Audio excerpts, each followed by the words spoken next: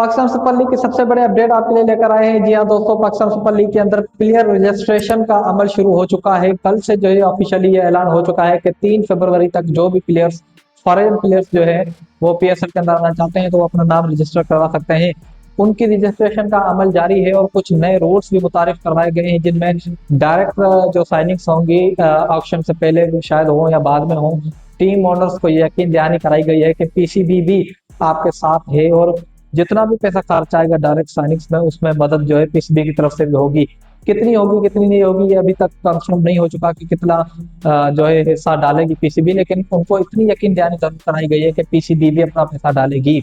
और उसके बाद जो है वो प्लेयर्स की जो कैटेगरीज फाइनल की गई है, ये वो चीज है जहां पर जो है सारी टीमों ने अपने सर पकड़ लिए हैं और तमाम तर ओनर्स जो है वो इस बात पर खफा है कि आखिर हम किसे रिटेन करें, किसे जो है अपनी टीम के अंदर रखें। और ऑक्शन के अंदर भी जितने हमारे प्लेयर्स जाएंगे वो वापसी तो मिलने नहीं है, तो इसके ऊपर जो है बड़ी प्लानिंग चल रही है टीम्स की तरफ से।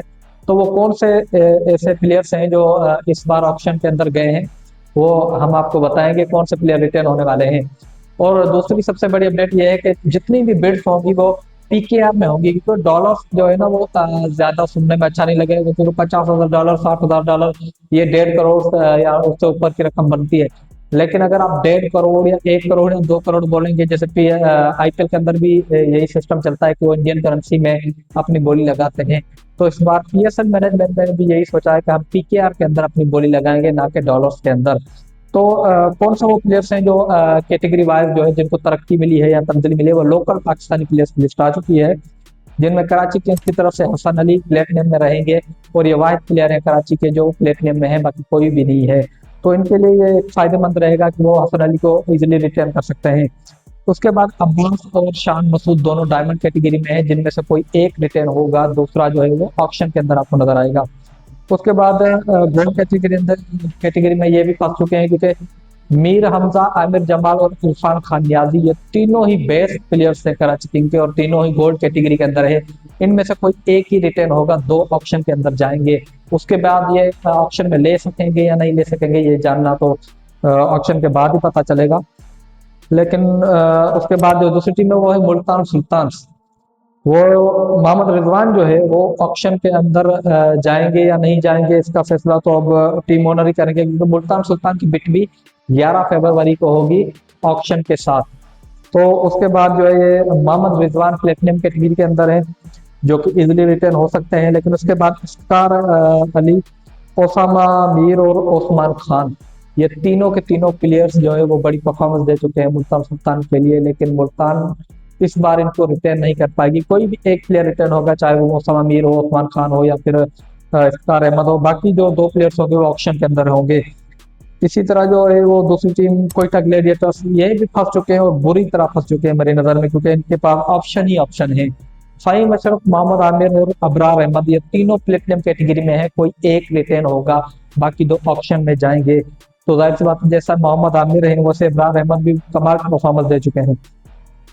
उसके बाद इनकी जो गोल्ड कैटेगरी है उसके अंदर साद शकील और वसीम जूनियर और दूसरे ओस्मान तारिक, जो वो बट्टा नहीं है, सॉरी, वो बट्टा मारते हैं ना वो रुक रुक कर, वो वाला। तो वो तीनों ही एक ही कैटेगरी के अंदर है और इनमें से कोई एक ही जो है वो रिटेन होगा, बाकी दो कैटेगरी वाइज जो है वो रिलीज कर दिए जाएंगे ऑप्शन के लिए। उसके बाद जो इनके पास ऑप्शन है वो नीचे की कैटेगरीज जो है गोल्ड कैटेगरी, इसमें ये बुरी तरह फंस चुके हैं, जिसमें हसन नवाज, ख्वाजा नफे और हसीबुल्लाह जैसे प्लेयर्स इनके पास हैं और ये तीनों के तीनों कमाल के प्लेयर्स हैं। लेकिन किसी एक को रिटेन करेंगे, हसन नवाज को रिटेन करते हैं तो ख्वाजा नफे चला जाएगा, ख्वाजा नफे को रिटेन करते हैं तो हसन नवाज चला जाएगा। और काफी ये बातें भी चल रही हैं कि जो ख्वाजा नफे है उसके ऊपर बड़ी बिट्स लगेंगी, लेकिन क्या उसको रिलीज किया जाएगा आरक्षण के लिए या रिटेन किया जाएगा, ये अभी फैसला 1-2 दिन के अंदर ही हो जाना है टीमों की तरफ से। और उसके बाद जो है लाहौर कलंदर्स, दिलों की धड़कन लाहौर कलंदर्स, ये भी बुरी तरह फंस चुके हैं। आप सबको तो पता है शहनशाह फरीदी, हारिस रऊफ, फखर रमान, इनका कितना जबरदस्त आपस में जो है वो एक बॉन्ड बना हुआ है। इसने टीम को जो है वो 0 से लेकर अब तक यहाँ तक ये पहुंचे हैं, लेकिन अब सीजन 11 के लिए इनको शायद अलहदगी का जो है वो देखना पड़े, ये गम सहना पड़े, क्योंकि शाहिन अफरीदी, फखर जमान, हारिस रऊफ तीनों प्लेटिनम में है, कोई एक ही रिटेन होगा, दो जो होंगे वो हो जाएंगे ऑप्शन के अंदर।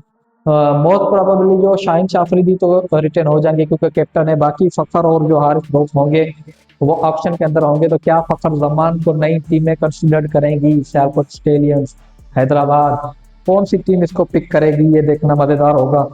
ये नीचे की कैटेगरी, गोल्ड की कैटेगरी में भी अब्दुल्ला शफीक और सलमान मिर्जा जो अभी पाकिस्तान टीम के लिए पिक हुए हैं लेफ्ट आर्म फास्ट बॉलर, वो भी जो है दोनों एक ही कैटेगरी के अंदर है। तो कौन सा प्लेयर रिटेन होगा, कौन सा जो होगा वो ऑप्शन में जाएगा।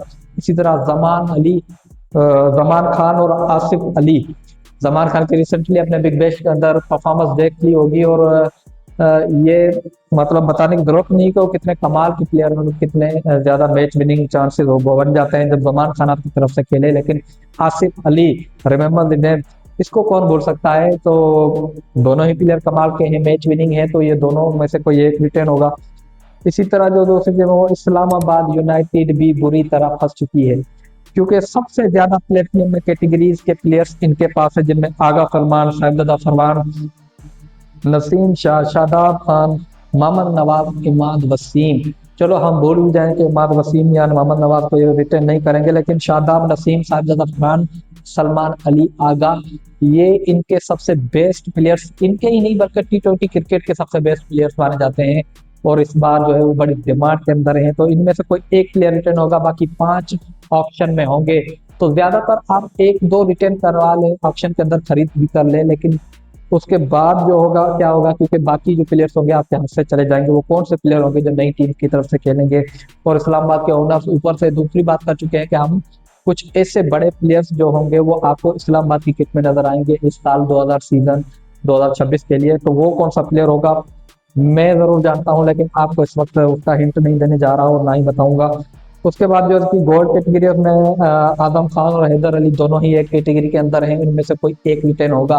पर्सनली मेरा हैदर अली बड़ा फेवरेट है, लेकिन क्या वो रिटेन होता है, क्या वो रिलीज होता है, ये देखना होगा।